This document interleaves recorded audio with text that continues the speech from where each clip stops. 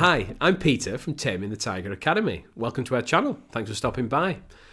We want to help people, teams and organisations to conquer their inbox, improve focus and unleash their potential. And today I want to talk about probably the biggest frustration most of us have in the working world, our inboxes. Now, is your inbox clogged up? Are you impossibly overloaded and overwhelmed in your inbox? If you watch today's video, hopefully you'll learn a really nice way to help control that inbox once and for all, and a couple of top tips interspersed in there as well. If that's useful, then do please make sure you subscribe and like our video. It really helps our channel and our content. So without further ado, let's get into it.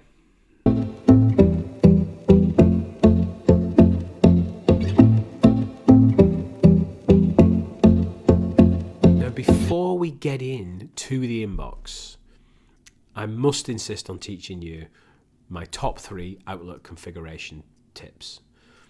If you listen to nothing else for the rest of this video, please bear these in mind. Okay. Tip number 1, turn off all new email notifications. Tip number 2, turn off all new email notifications. Tip 3, for the love of God, please, if you do nothing else, turn off all new email notifications. This is the number 1 piece of productivity advice that anybody will give you that's worth their salt. You cannot possibly concentrate on the work you have to do if you're constantly getting bombarded with pings and bleeps and messages. It is impossible to stay on track with what you're doing. Please turn this off. You do not need to be notified every time an email arrives. It is the equivalent of standing out underneath your letterbox at home, waiting for posts to come in through the door. It's madness. Stop it. Okay? Let me show you what I mean by this. Let's go over to the computer. So if you go to the top here and press the gear icon, this will open up the settings menu. Under General on the left-hand side and then Notifications, you'll find all the different notification settings. You want to make sure your email one is turned off. Calendar, I leave that one on personally so I get notified when a meeting's coming up because I don't want to miss out on those. But do keep this one switched off and you won't then receive a notification for new emails. Once you've switched it off, press Save and then close this window down. If you're using classic Outlook, of course, it's a little bit different. If you go up to File at the top and come down to Options, and then under here, I want you to press the Mail tab, and underneath the section called Message Arrival, I want you to make sure all those 4 boxes are unticked, and you will never be pestered by another email again. Once you've unticked those, press OK, and you're good to go. Now, this might fill some of you with dread. You might think, but what if I miss that really urgent email I need to get? Don't worry. Check out this little video I've made about how to protect you against that. So this video will help you set up an alert so that if you get an urgent email that comes through, all the bells and whistles will go off. So it protects you against receiving an urgent email and not seeing it in the here and now. I want to look at the concept of our inbox and what that is and what it isn't. Okay?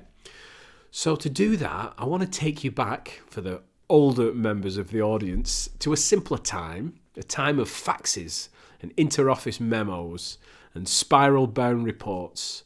For those of you too young to remember what on earth I'm talking about, have a chat with your mum and dad. What I want to do is take you back to these.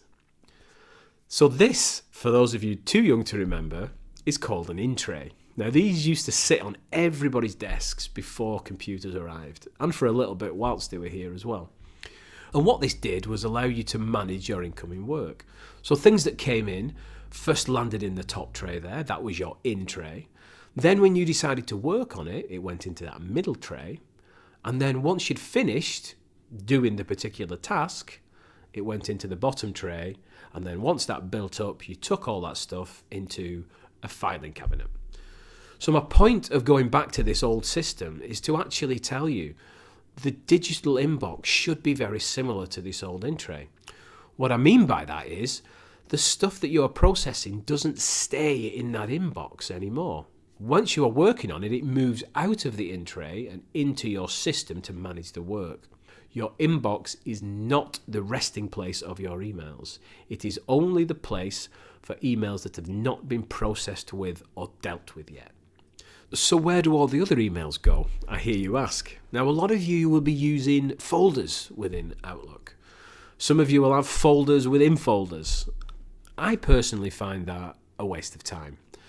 The reason that we use folders, just as we did with these things, a filing cabinet, was so that we could find things again. And we needed to be really careful about how we put things into folders then, because we literally had to thumb our way through the filing cabinet to find the documents. With Outlook these days, or any other email system, you don't need to. The search features are so much more powerful.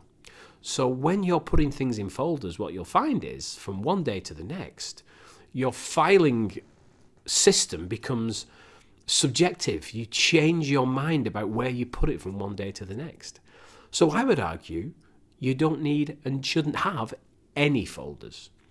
All you really need is your inbox, where all the stuff comes in, and an archive, and you already have one of these folders. Now, the idea of an archive conjures up these old images of a place, a big dusty kind of warehouse with big boxes of stuff that's very inaccessible. Your archive folder in Outlook isn't that. It's just simply another folder. And what it does, it allows you to get all the stuff that you've dealt with out of your inbox and out of the way into an archive to give you a cleaner looking inbox. Everything that has been dealt with should go in the archive. Now, it's important to note using the archive needs to come with a bit of a health warning as well. So we need to check before using this and relying on it being the dumping ground for everything that's been dealt with, that the retention policy is acceptable for how we want to use this folder. So each of these folders has a retention policy. That is, quite simply, the policy applied to that folder about how it will retain those emails within it. Now, sometimes those folders have a restriction on how long it keeps those emails for. So we want to check there isn't a restriction here before we start dumping 5 years worth of emails into a folder. So we're going to right click on the archive folder and go down to properties. Under here, there's a tab called Auto Archive. And I want you to make sure and check that yours is set to do not archive emails in this folder. So that means it won't then move emails out of the folder and archive or delete them if they reach a certain age, because any of the other settings below may do that. So do make sure this is set correctly as your archive folder. Another thing is you may have lots of folders within Outlook as well that you may want to archive all the emails therein. Now, the tricky thing is if you try to drag a folder into archive, it will simply create a subfolder within archive. So you need to be able to pull out and extract those emails individually or as a group out of those folders and drag them into archive. If you've got a lot of folders, that could be quite a laborious task. So check out this video here of mine, which shows you how to automate that process where it will pull all those emails out and move them nicely into your archive in a nice, clean, quick way. Hope that's useful. So I don't think you need all those folders that you've currently got. You can find things so much more easily. And do check out this wonderful video from Leila Gharani, which explains a really great way to be able to use your search system within Outlook. She can explain it much better than I ever could. So any email that doesn't require you to act upon it can go straight into the archive, okay? And to do that, just simply press the archive button on the top banner under the Home tab, and it sends the email straight to your archive. But what if you need to act upon the email, but you don't have time right now? This is where the to-do or task creation system within Microsoft Outlook comes into effect. And what I want to do is help you employ the Inbox Zero workflow to actually make this decision. So what I want you to think about is, once you're checking your inbox each day, I want you to ask yourself, does this email take more than 2 minutes for me to handle? If it doesn't, then reply right away and then archive the email. If it does, however, take more than 2 minutes, then I want you to create a task and put it on your to-do list and then archive the email. Let me show you what I mean by this. Let's go over to the computer.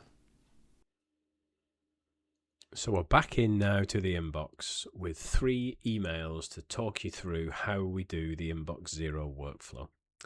So the first one is a discussion I've been having backwards and forwards about arranging some training, and we've finally come to the end of our email discussion, and this person has said, that's great, all booked in, we'll see you soon. So this discussion's over. It doesn't require any action from me. Maybe I want to say a little thank you. Otherwise, this is effectively over and requires no action. So at this point, it's simple. This needs to go now into my archive folder. I'm just going to drag this and put it into my archive. The other way is at the top on the menu button, I can press the archive button up here. Now your menu at the top may look a little bit different to mine. I'm using the smaller minimized menu, which also allows me to customize that. And I'll do another video on how I think is the most effective way to do that another time for you. Yours may look a little bit more like this, and in which case you're looking for this archive button here. Once you press that, the email disappears and goes straight into your archive folder. Okay, now the next email I want to look at is this top one. We've been having a backwards and forwards about trying to arrange a meeting, and we've not quite got there yet. So I've now been asked for more availability in May. So at this point, what I want to do now is to check whether I've got any availability in May. The key thing here is, will this email take me more than 2 minutes to sort out? I would argue it will. I'm just going to look in my calendar, find some availability, and reply back and give that availability. Okay, so I think this will take me less than 2 minutes, so I'm going to do it right now, reply back to this person, and then once that's finished, I can then archive the email. It's been dealt with. Okay, now the final one is an invoice that I've received here as well. Okay, I am not sure about this invoice. I think this is going to take me more than 2 minutes to deal with this particular task. I want to check the invoice, the numbers. I want to make sure I've not paid this before, whether I've got the money in the bank to pay it, whether this is even something that I should be paying.